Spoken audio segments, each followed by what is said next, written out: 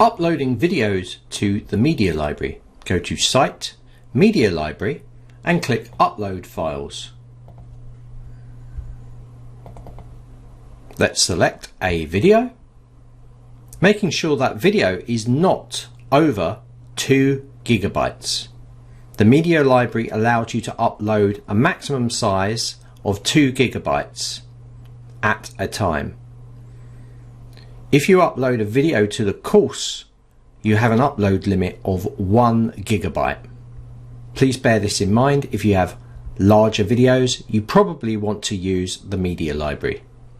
Let's click Open and click Upload. Now this video has been uploaded into the Media Library, you'll see that there's checkers on the video thumbnail. This is just because the video is being processed.